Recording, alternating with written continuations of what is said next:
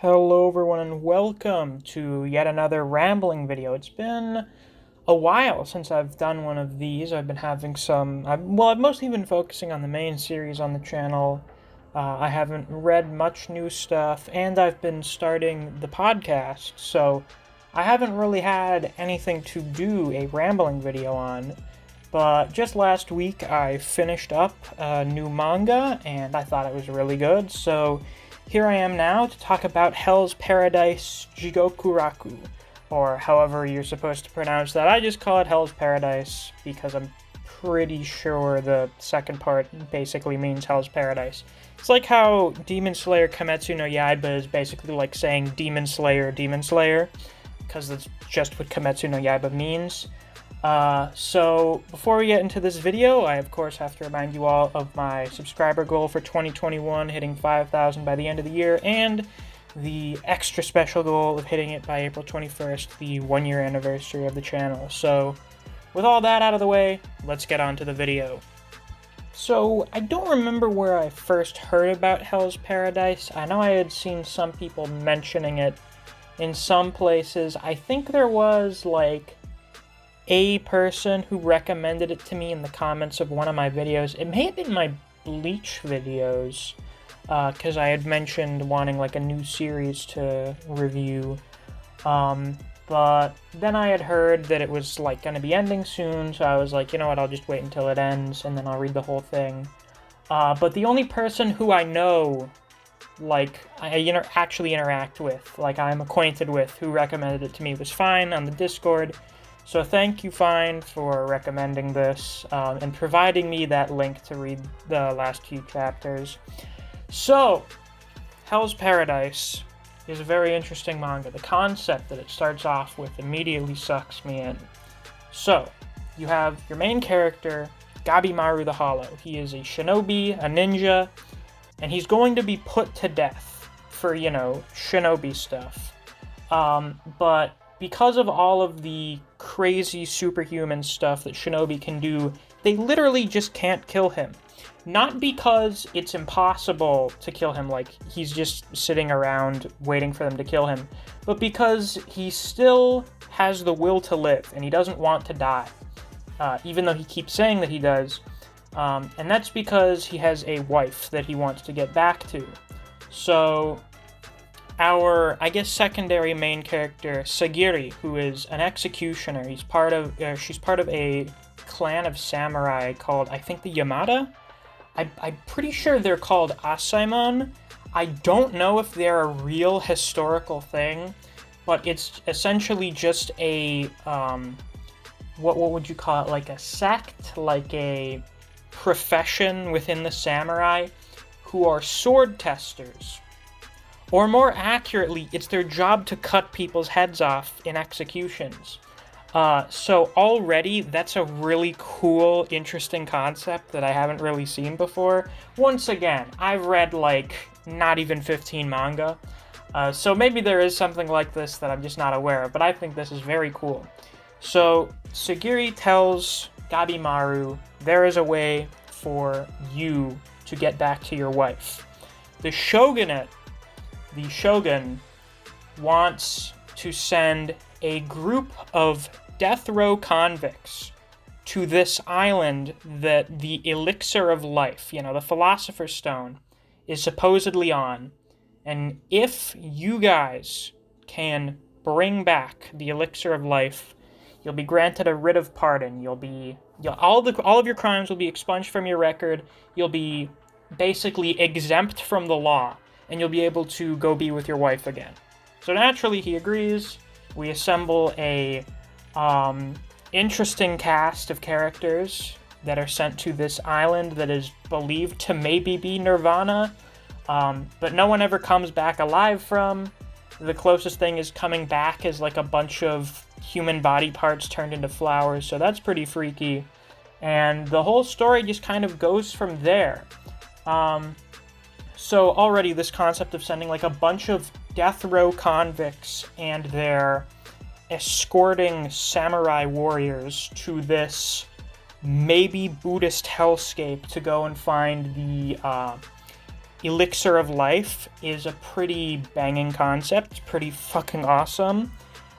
So naturally, it was very easy for me to get sucked in from there. And, well, I guess I should probably start talking about the things that I like about this manga, because there are a lot. I would definitely say that the best part of Hell's Paradise is the characters. I don't think there's a single bad character in the whole series.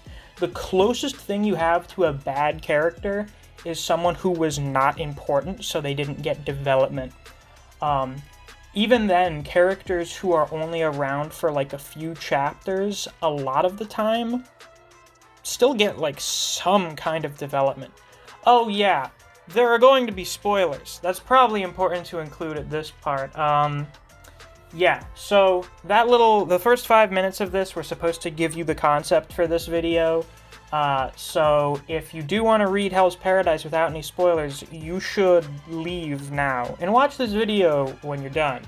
Otherwise, if you have read Hell's Paradise, or you haven't and you just don't give a shit about spoilers, welcome. So, characters in the series are absolutely fucking awesome.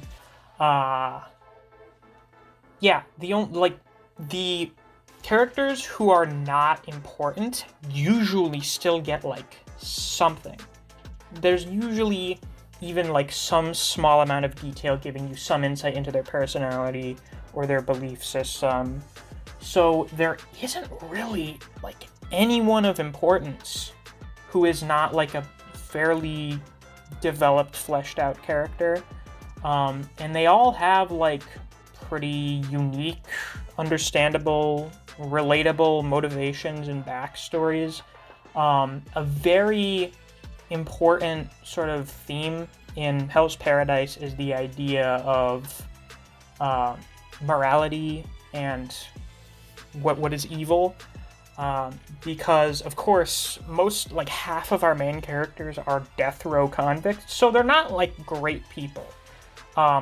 Some of them are, like, normal, innocent people, and that's, like, a criticism of the law, because just because something's illegal doesn't mean that it's right, and just because something is legal doesn't mean that it's good.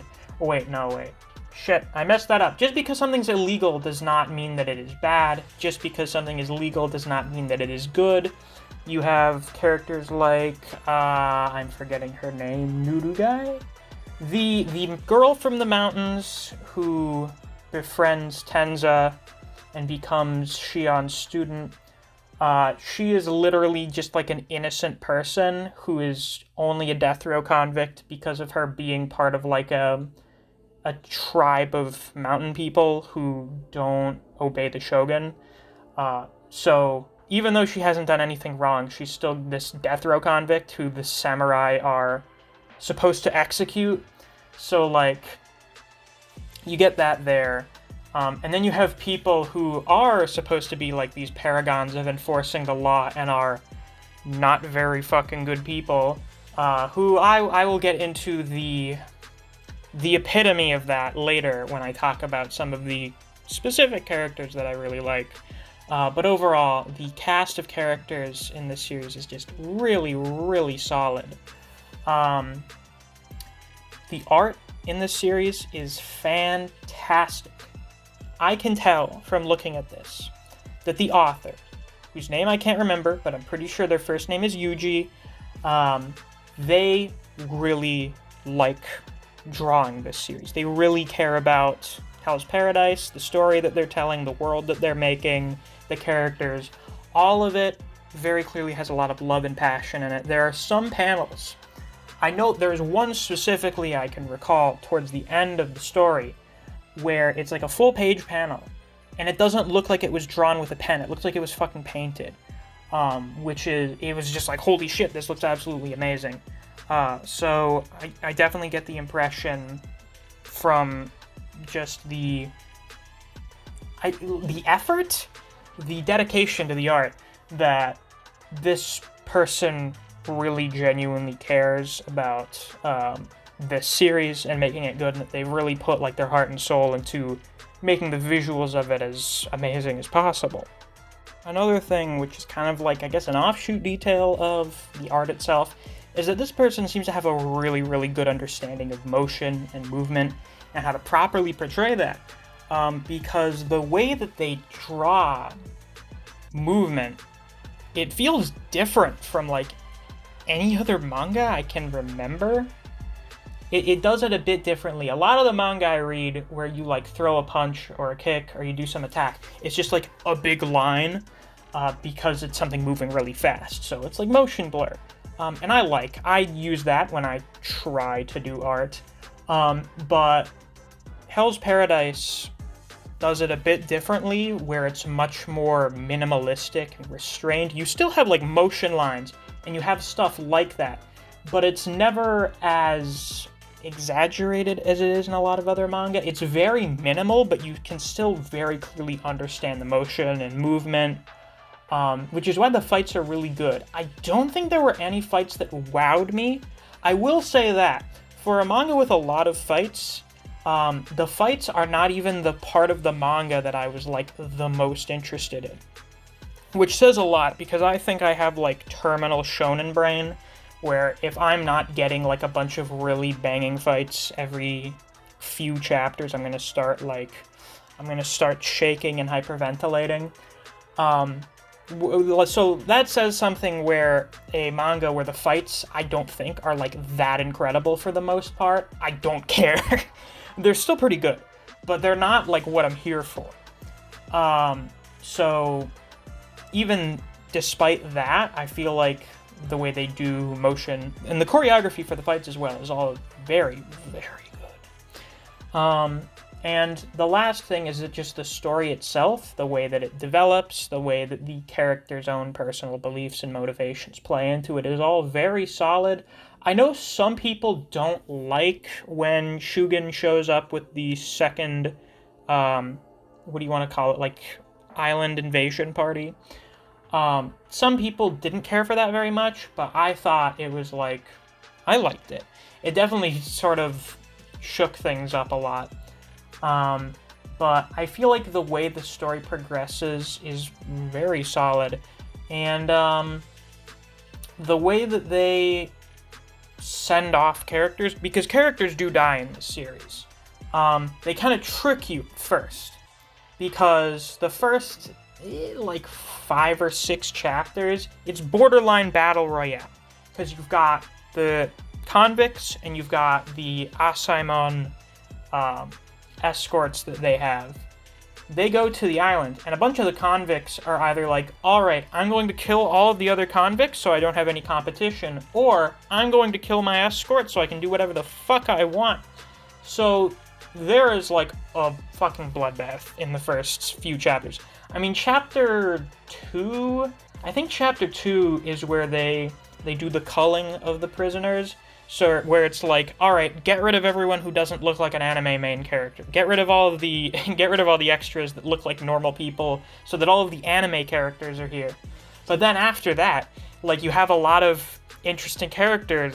Like, they have good designs, their personalities are kind of interesting. They fucking die. People get killed like nobody's fucking business early on in the series. So you're sort of left with this impression that at literally any moment members of the main cast could be killed off, but it never really happens, and I'm not complaining about that, because I went through, like, the entire manga being like, oh god, it's gonna be any chapter now where Sword Dragon or Shion are gonna bite the big one, but it never comes, which is great. They basically left me on the edge of my seat for the entire, the whole manga, basically. I was very afraid of these characters that I've come to like a lot being killed. So, good on the author for making me so invested in these people after not knowing them for very long. Now, I do have a few small criticisms of Hell's Paradise, and they're not huge issues. They're like nitpicks, really. Because overall, this is a really, really fucking good manga. This is probably in my top 5. Which, again, is not saying much when I've only read, like, 15. I do think that Demon Slayer and Hellsing got kicked out of the top 5, if you recall my original list. So now Attack on Titan and Hell's Paradise are up in there. So this is up there in the best manga I've read. I haven't read Berserk yet.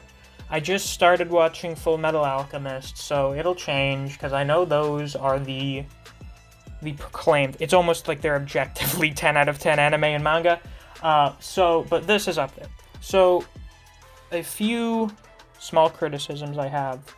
The first one is that I don't think the story is as interesting once it stops being like a survival horror thing. The first 10 chapters are really, really good with the whole battle royale survival horror aspect. Like, you have everyone killing each other at first, and then the fucked up Buddhist Titan monsters show up, and you're like, oh, fuck.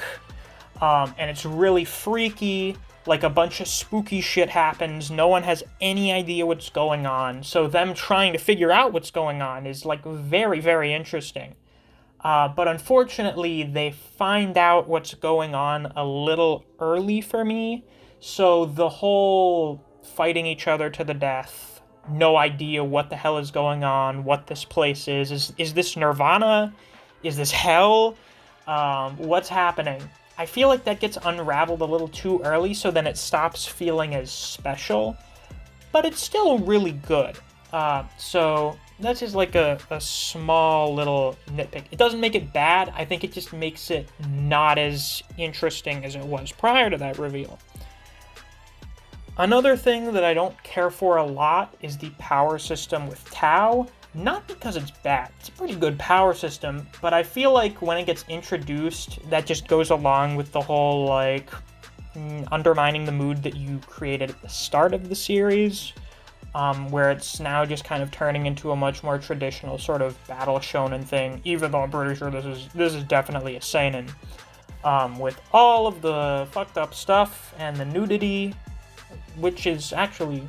That's another compliment. This manga has a lot of nudity in it, and it's all very tasteful. Like, there's no fan service nudity. Whenever someone is naked, it serves purpose.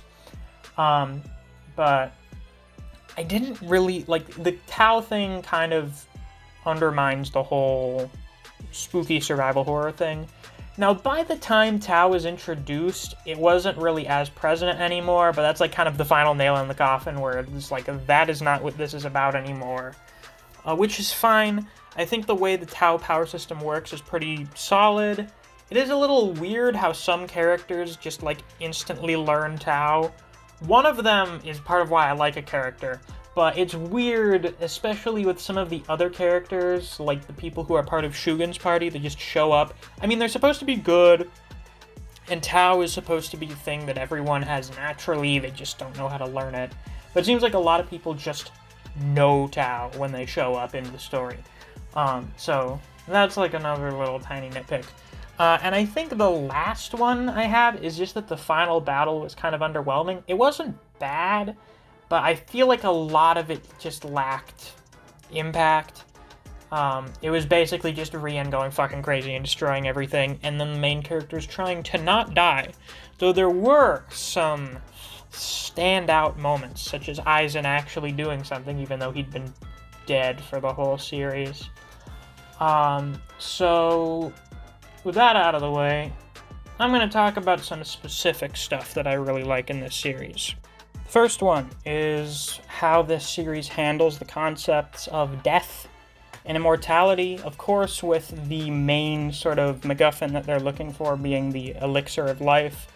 Living forever and also dying are very important concepts in the series, and I feel like they handle them both fairly well.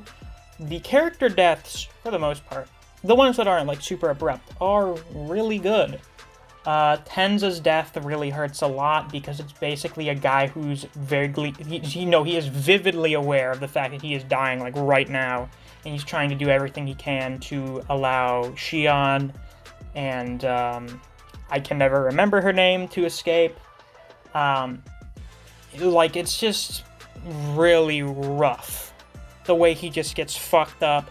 Like, his throat is crushed, he's bleeding to death, so the only thing he can do to tell Shion to run is to just, like, fucking gurgle blood out of his throat as he tries to yell at them. It's like, god damn. Yeah, that was... Though that, of course, helps with Shion's character motivation later. Yeah, that hurt. One that I really did not expect to really hit so hard later on is Senta's death. Senta, like the chubby, nerdy guy with glasses. He was a character that I was like, yeah, he's pretty interesting. He seems to be there more so for comedic relief, mostly in that, like, Yuzahira bullies him all the time. But, man, when he died, I was genuinely, like, tearing up. I felt so fucking bad. Because he was someone who never got to do what he wanted to in life because of how being part of the Yamada clan worked. He wanted to be an artist and could never do that.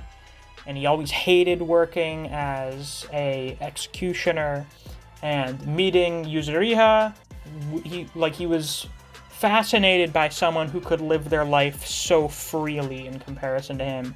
And when he's dying and she's there comforting him, saying, like, imagine that you're at home, you're wherever you feel most comfortable, and you're with whoever you care about most in the world, whether it's a family member or a lover or even a pet. And just imagine them, like, there touching you here at the end.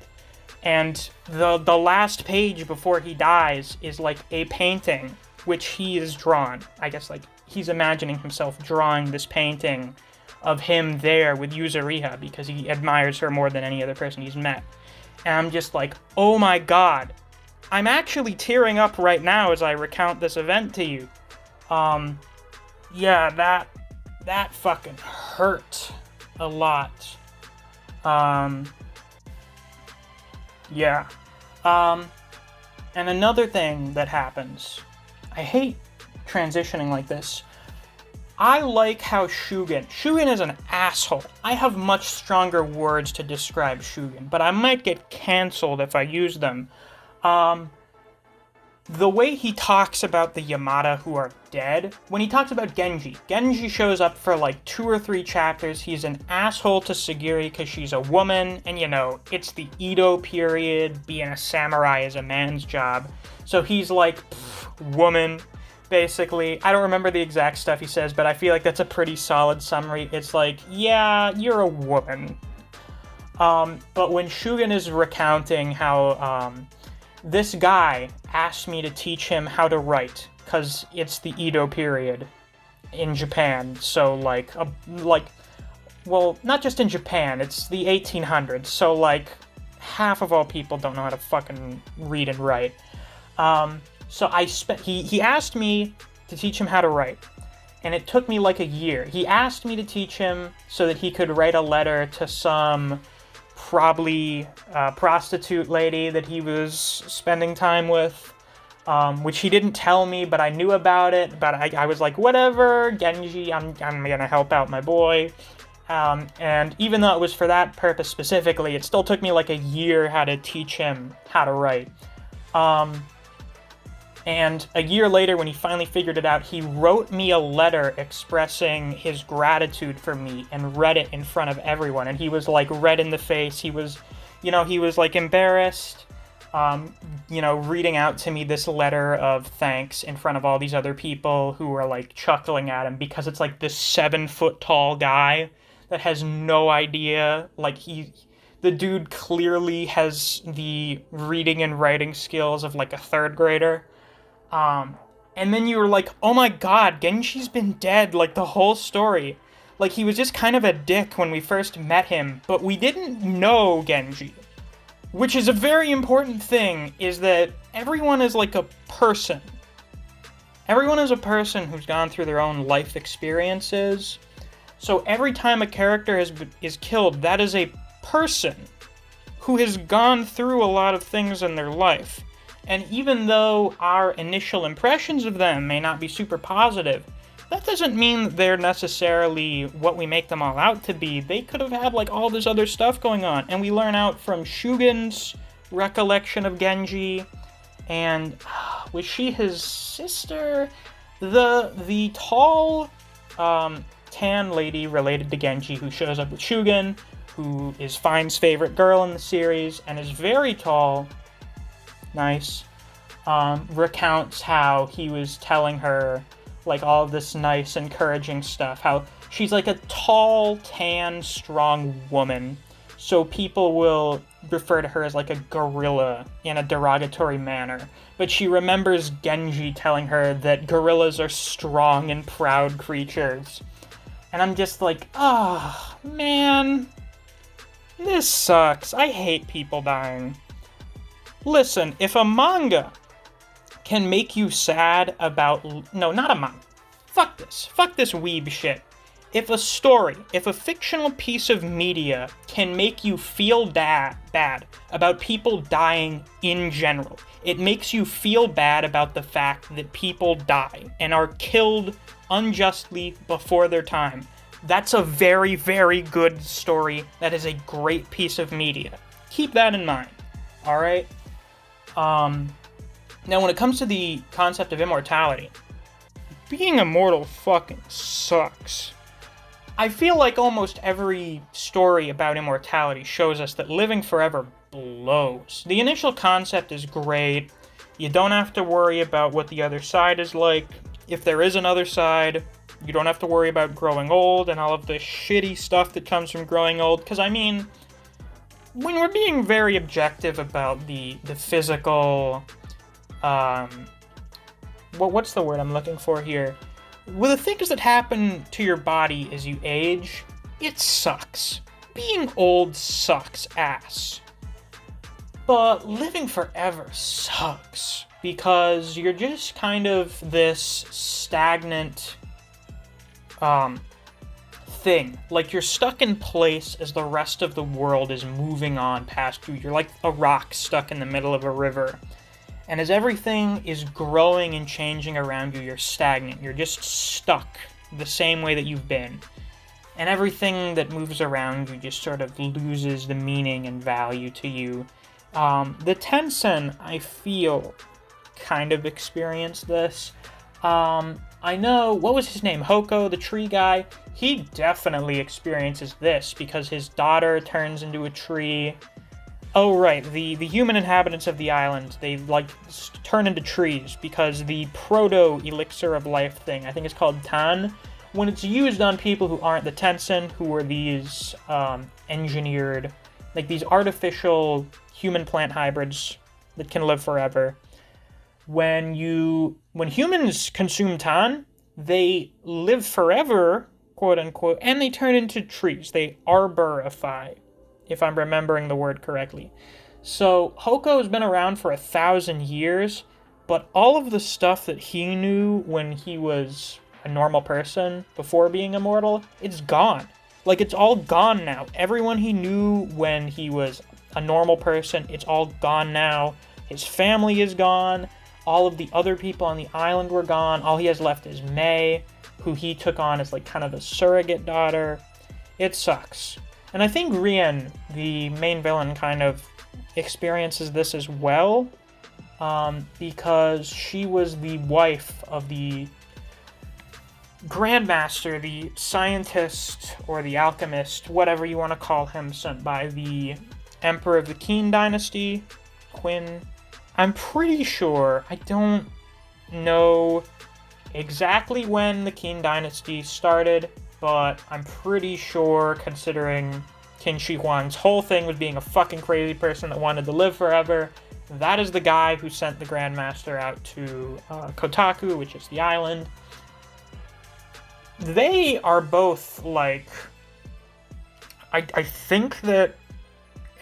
I may be remembering this incorrectly, but if I recall, Rien gets the immortality thing. Rien becomes immortal, but her husband doesn't.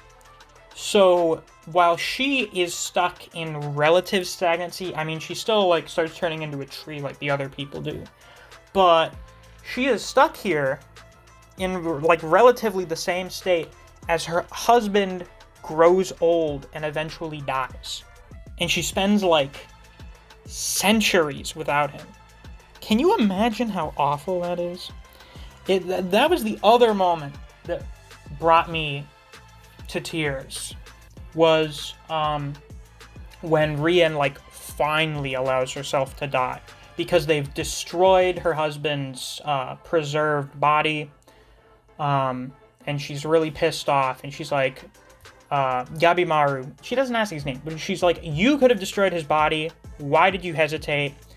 And it's because, like, I have a wife as well, and I can't imagine what it's been like for you being away from your husband for so long and trying so desperately to get back to him. I really couldn't bring myself to take that away from you. And when she has, like, her flashbacks, like, her memories of being with him and then him growing old and dying, and then finally when she, like, passes on to the other side and he's there to meet her, and he's, like, this old man, and she's the arborified, like, mummified person there, and he, like, embraces her. It's very nice. It's very... I don't know what the word is for it. Like, it's bittersweet, because it's very sad, but it's very happy at the same time. I was shedding tears over it, if you can believe that I'm capable of such a thing. Yeah, it was just really good. Love. That's a thing that I just brought up. You guys may not know this, but I'm something of a romantic myself. I do like a good romance. I quite like that shit. And Gabimaru's relationship with his wife, Yui, which we don't see very much of, has got to be one of my all-time favorite romantic, what's the word I'm looking for? Dynamic, that's it. One of my all-time favorite romance dynamics, where Gabimaru is like the gloomy, I don't want to say edgelord, but he's the gloomy, dark, angsty, tortured character. And Yui is like the wholesome, nicest person in the world, ray of sunshine that just kind of makes the unhappy person happier. It reminds me a great deal of the romance in my first D&D campaign between my character and my, at the time, future girlfriend's character, my angsty edgelord wizard, because of course, and the ray of sunshine catgirl cleric. I'm sure you can imagine it now. It's very nice. I'm a big fan of that stuff. It genuinely warms my heart. And, you know, you can understand why Gabimaru wants to get back to his wife so badly. It's literally, you know, light of his life stuff. So it's a very good character motivation, and you can understand why it drives him so much to do the insane shit that he does. Him and Chobe are both able to take Intan and become effectively immortal, unlike everyone else, because they have something to lose. And that's why they are able to fight harder than anyone else. So now, let's talk about some of the characters, because I did mention earlier that I feel like the characters in this series are definitely the highlight. So I'm just going to talk about a handful of them and why I like them so much. I'm going to start off with my man, Sword Dragon, whose actual name I can't remember, but his nickname is the Sword Dragon, and he likes that because his whole motivation when he gets to the island is, I want to live forever. Not literally live forever, but I want to be someone that the people of Japan will tell tales of my amazing feats of monster slaying and such. To the point where generations from now, people will tell their kids bedtime stories about me, because that's what it's really like to live forever. So, Sword Dragon, good on you. You understand the 3 different types of death, so you know as long as people talk about you forever, you've never really gone. So good on you for that. Another thing that I really like about him is he's one of those characters who will fucking do anything. The thing I mentioned earlier about people getting turned into flowers is because of these creepy human-faced butterflies that have stingers, and the poison they inject you with turns you into flowers. So this butterfly lands on his left hand and flies away, and he's like, oh, it stung me, and he looks at it, and he's like, what the fuck? is that a butterfly with a human face and a stinger? And then he remembers the humans who came back from the island that were turning into flowers, and he's like, oh, I get it. And then just immediately cuts his fucking hand off. Like, no change in expression. Zero hesitation. Not a fucking moment of hesitation. He's just like, oh, cool. He just cuts his fucking hand off. Which is, I think I've mentioned this in a few of my Jujutsu Kaisen videos, is when a character is able to cut their hand off without a moment's hesitation. You know, it's whatever. It's, you know, it's like the zombie bite thing. You get bitten on the arm by a zombie and you're like, alright, I'm going to handle this nice and rationally. And they just cut their arm off. I have a great respect for characters who can handle things nice and rationally. So big props to him for that one. Though I did think when he couldn't figure out how to use Tao, and he's like, oh, I see, I'll just gouge my other eye out. And I'm like, what the fuck? You could have just closed your eye. That's so unnecessary. Eye damage makes me more squeamish than anything else. That was my, like, I'm beefing with Gotoge, the author of Demon Slayer, because they seem to have a thing for characters having their fucking eyes gouged out. Or just slashed. And I'm just like, oh, I hate that shit. It's like the one type of bodily injury that makes me wince more than anything else, except maybe, like, severe bone breakage. So when he does that, I'm like, dude, you could have just closed your eye. And then he does that later with his one remaining eye, where he's like, dude, I'm trying to cut this thing without cutting you, but I've only got one eye left and it's bloodshot. Oh wait, what if I just close my eyes so instead I'm seeing with Tao instead of my eyes? And I'm like, why didn't you fucking do that like 5 minutes ago instead of gouging your fucking eye out? Whatever. Listen, it's something Kenpachi would do, wouldn't it? I'd say Sword Dragon is kind of like the Kenpachi equivalent for this series. I mean, he is a fucking big guy with long hair. He wields a sword with one hand, because his other hand he cut off. It's like when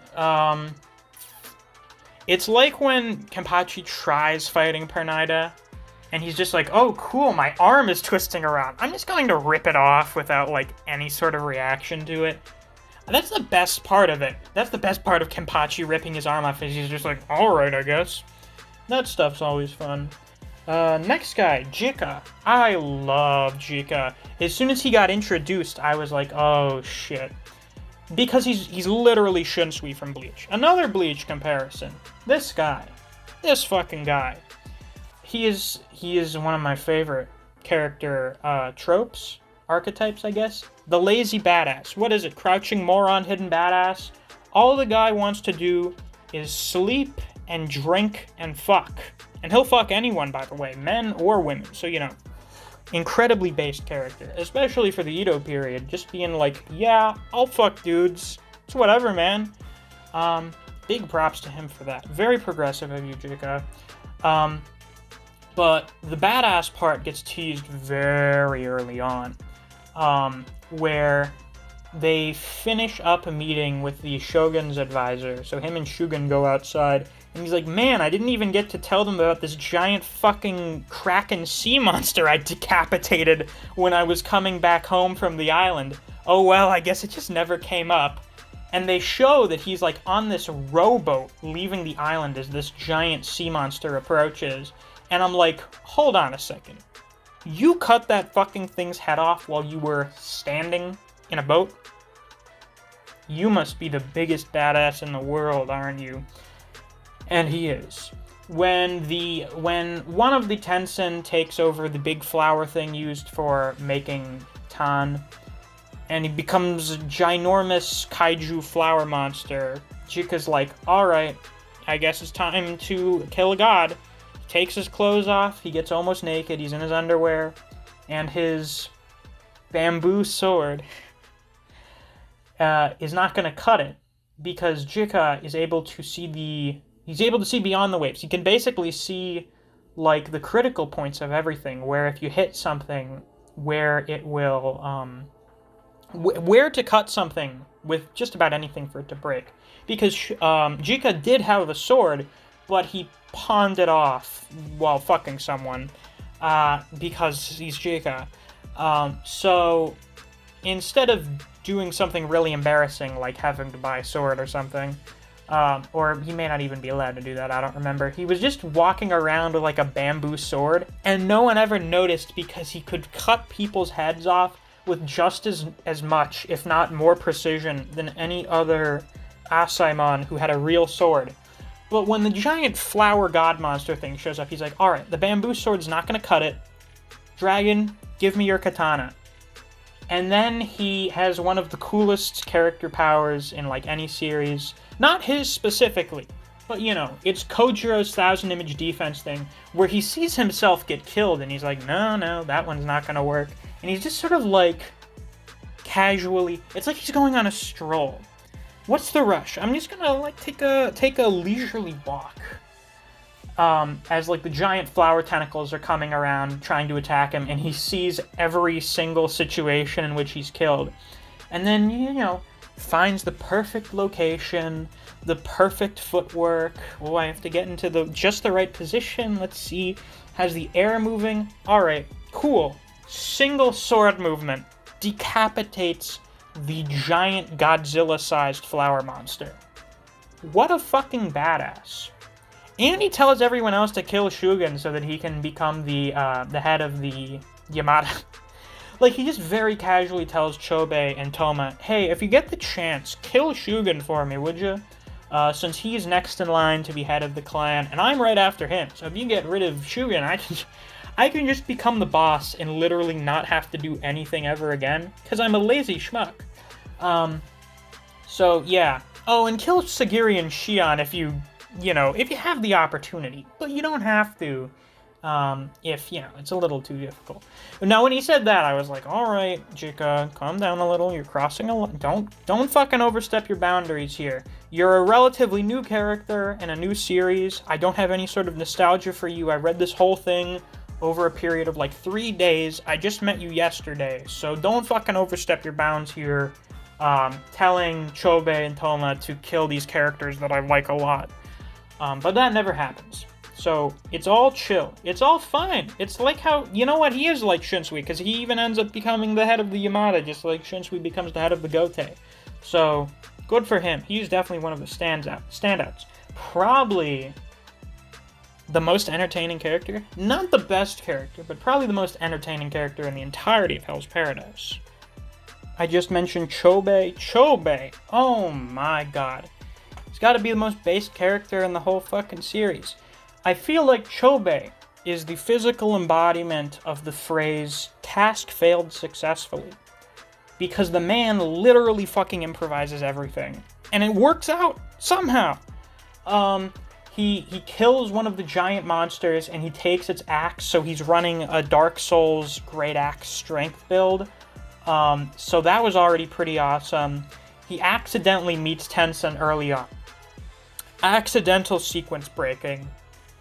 Gets his ass kicked, so he and Toma get thrown in the Tan-making pit, where they're supposed to get turned into those flower things that produce Tan, which is the proto-elixir of life that works on the Tencent but doesn't work on humans, or, you know, doesn't work the way humans want it to.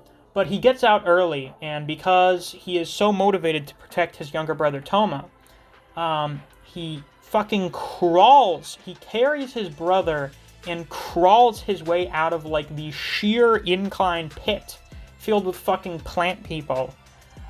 Meets one of the priest guys, whose names I can't remember, and just sort of accidentally learns how to use Tao. Like, he just kind of figures it out on the fly. What are they called again? The Dongai? Doshi. That's what it was. The Doshi priest. He's like, oh man, you don't even know how to use Tao. And he's like, Tao. Oh, you mean this? And he's like, what the fuck? How did you figure that out so quickly? And he accidentally becomes immortal because he was already getting injected with the shit from the Tan-making flowers. So he accidentally unlocks immortality, which is hilarious to me. He accidentally figures out how to use Tao and to become immortal. Then he gets into a scuffle with Gabimaru, in which he accidentally figures out how to use his Tao to become like a fucking tentacle monster. I get big vibes of when Alexander Anderson used Helena's Nail in Hellsing. Doesn't kill Toma. I was expecting Chobe to die here, but he doesn't. I was also expecting him to accidentally kill Toma, but he doesn't do that either. And he gets away. He gets captured by Rian, because Rian's like, oh shit, a human figured out how to be immortal? Good job, I guess. Do you want to, like, come back to our place and hang out? We'll make you an honorary member of the Tencent. And he's like, yeah, I mean, like, this guy's too strong for me to kill, so yeah, sure, whatever. He fucks the main villain. He fucks the main villain to become more powerful. Can you get any more base than that? When Toma shows back up, not even a moment's hesitation. Like, Toma walks up to him and they both smile at each other because they know what's going on. And he's just like, alright, fuck you Tencent guys, my brother's here, back to the plan. And he sacrifices himself to defeat the giant super flower monster that Jika decapitated, so good on Chobe. But fortunately, because he's actually immortal, he just kind of, like, regrows after a while, because immortality is plant-based. They just kind of throw him in a pot, like his fucking Tao core, whatever it's called. I think it's called this Tandev? Something like that. They just, like, throw it in a bowl, and he regrows in, like, a year. So him and Toma go fuck around with British people in Hong Kong. It's hilarious. The base never died. Chobe, like, the last detail, the guy literally looks like Bakugo and Sanemi combined. I guess Bakugo, Sanemi, and Chobe are, like, all of the... They're the loud, asshole, feral guy. But I think Chobe is a much better character than Bakugo is by a lot. And he's a much better older brother than Sanemi is. Even though I like Sanemi, and I think he tries. Chobe is just top tier. They don't have shit on him. I mentioned Shugen a few times. So Shugen is one of those characters. If you've watched my Jujutsu Kaisen videos, he's like Mahito. If you've watched my Jujutsu Kaisen videos, you know what I mean by that. But if you haven't, I mean, Shugen is a fucking piece of shit, and I hate him. But he's an amazing character. Because this guy is the epitome of the idea that just because something's legal doesn't mean it's good. Because he is the epitome of, like, a fucking lawful neutral character. So when they're pretty sure that Shugen is coming to the island, Sagiri's like, oh, thank God, Shugen's a great guy. There was that one incident with that Yakuza gang where he decapitated all of the captured members until the boss revealed who the other uncaptured members were. But, I mean, overall, he's a very nice guy. And Shion's like, Sagiri, you're forgetting the other very important detail of the story, which is that he killed all of the family members of the Yakuza gang. Everyone. Literally everyone. Fucking, from the elderly fucking crippled old people to newborn babies. So, as soon as I get to that page, I'm like, oh, bitch. Oh, no, you motherfucker. I liked you for like 10 pages, and then we got to the part where you fucking decapitate babies for being related to criminals. And I'm like, holy shit, my guy. Calm down. And his whole idea is that, hey, our job as the Yamada, as the Asaemon, is to preserve order. And the only way to stop crime from people, to stop people from becoming criminals, is getting rid of the environment that led to them committing crime. And in Shugen's mind, the most important aspect of that is apparently the people that they live with and that raise them. And the people that they will, in his mind, presumably raise to become future criminals. So he just fucking kills all of them. Yeah. Another deal with him is that he is also the embodiment of the entirety of the Yamada, all the Asaemon. He is their guy, basically. He's their avatar. Which is represented in a number of ways, but probably his speech best describes it, and that, in this era, you basically have to maintain the honor of your clan, and you have to do what the shogun wants, you have to do your job, and it's not just the people, like the samurai of your clan, it's the fucking people that work there. It's like the people that clean up our shit, it's the people that grow our food, it's the people that raise our kids for us, it's everybody. So when we go out, we have a job to do, and it's not just ourselves that we have to support with this job, it's all the people that are a part of the clan that we are there to support. So we can't be doing any of this shit where we're bending the rules and we're working with convicts because of the scenario on the island, because, you gotta work together with the convicts on the Super Murder Death Island. But Shugen's, he's like, no. If you're going to work with and protect these convicts, then you've betrayed the Yamada. So I'll fucking kill you. And he does. He kills Fuchi, the bastard. Fuck Shugen. But also he's a good character. And the other way it's represented is the fact that he can literally just fucking copy the abilities of, all of the Asaemon. Because he trains with them, and he watches them. He says that I have to learn from my superiors and my juniors. I feel like I have something I can learn from everyone, and I greatly respect and admire everyone in the clan.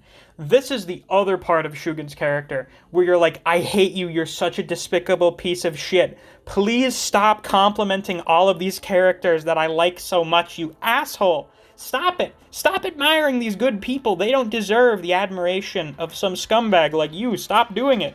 He talks about how great Senta is, he talks about Fuchi, he talks about Shion and Genji. He loses his shit when he finds out that Aizen was killed. Because Aizen was the guy that brought him into the clan. He was the guy that made him a samurai of the Yamada. So he loses his shit with that. But he's talking about how great all of these great people are when he's such a terrible person himself. It's, infuriating. But it's such an interesting dynamic for a character that I haven't seen before, so I can't help but really, really appreciate it. Also, that page where, Aizen technically does something because Shugen uses his style to kill or destroy the body of Rien's husband. That was an awesome panel. Holy shit. Yeah. So, fuck Shugen, but also, Shugen is a good character. Anyway, time to talk about my favorite character, Shion. Shion is the coolest blind guy I have ever seen in an anime. Or a manga. And I haven't read enough to have, a big roster of them to go based on. But he's definitely the coolest. The first big reason for me is that the guy is smooth as fuck. This guy makes puns about being blind. I really like it. There was something interesting that I had learned in a media studies class that I took, where we were watching a clip from this show where there's a character who's disabled, he's in a wheelchair, and, he can't do stuff. And he's an asshole. Do you know why he's an asshole? Because he's fucking crippled. You'd be pretty fucking pissed off at everyone if you were crippled too. So that's just, a really interesting thing that I'd never considered about a character before. So there's something kind of similar with Shion, where he's blind, and he makes puns about him being blind all the time. In almost every conversation, he jokes about, I'll overlook it this once. Don't think I didn't see that. It's so fucking funny. He's such a fun character. I swear to God, as soon as he was introduced as Tenza's blind, awesome master, I was like, oh my god, this character is not long for this world. Please don't die. And then he doesn't. It's great. But the other reason is that Shion has a very interesting dynamic from my perspective, and that normally what happens is it's the teacher, it's the master who gets killed, and the student has to get stronger in order to, avenge their master and defeat the person who killed them, which is also in sort of a way them surpassing their teacher. For Shion, his student is killed right in front of him by a creature that he has no fucking hope of being able to beat himself. So when Tenza, you know, gurgles. He fucking screams at him to let him know to run. He does. He does the right thing. Because he would have been killed if he hadn't gone. But when Shion is fighting this thing later, and what's her name that I can't remember, is telling Shion, you don't have to kill yourself fighting this thing. You did the right thing leaving Tenza behind. And Shion's like, yes, I know, I did the right thing. How unforgivable of me. I wasn't there. My student was there dying. Like, fucking fighting for his life. I can't imagine the pain and regret that he was feeling, and I wasn't there to comfort him in his last moments, and despite all that, I was still able to do the right thing. How could I do the right thing in that situation? And I'm just like, oh, fuck. That is something I have never heard from a character before. There are probably other characters that have said stuff like that. Once again, haven't read a lot of manga, but that is something I've never heard from a character before. And when a character says something that I haven't heard before, like a deep, emotional, philosophical thing that makes me think, I'm like, oh shit, I really like that. So I feel like Shion has to be the best character just for having something so unconventional and unique as that. Like, for his motivation, for his, you know, whatever. Like, what he took away from that experience and the way that that affected his view of the event is completely unique from any other character I've seen. So I appreciate that a lot. Just the fact that he exists and had that kind of message. So yeah, I guess that's the video. I guess that's all I really have to say about Hell's Paradise. Once again, as I have mentioned probably half a dozen times in this video already, Hell's Paradise is a really, really good manga. It is excellent. And it's finished. So, like, it's 127 chapters, 128 if you count that little bonus chapter. It's a relatively quick read, at least for me, reading 127 chapters, not really taking breaks, like if you got a lot of free time, that's fairly easy. So it's a pretty short read. It's a really, really solid read. I highly recommend it if you're a fan of, like, Jujutsu Kaisen for starters. If you're a fan of Chainsaw Man, mostly because, well, not mostly because, but it just so happens that the author of this series was Fujimoto's editor when he wrote Fire Punch, so they've got a connection going on, and I can definitely sort of see the Fujimoto inspirations in some of this. Overall, it is a really, really solid manga. I highly doubt that you won't enjoy it if you've read it. So that has been my rambling about Hell's Paradise. If you enjoyed, please be sure to like, comment, subscribe, and click that notification bell so you don't miss any of my uploads. If this is somehow my first video that you've watched, I cover other series consistently, such as Record of Ragnarok, Jujutsu Kaisen, Black Clover, and Kengan Omega, so if you're interested in any of those, you should definitely check out my channel. If you want to talk more about Hell's Paradise with me, or about any of the other series I cover on this channel, I highly suggest you check out my Discord server. I have a link to it on my channel. Thanks for watching, and I'll see you around.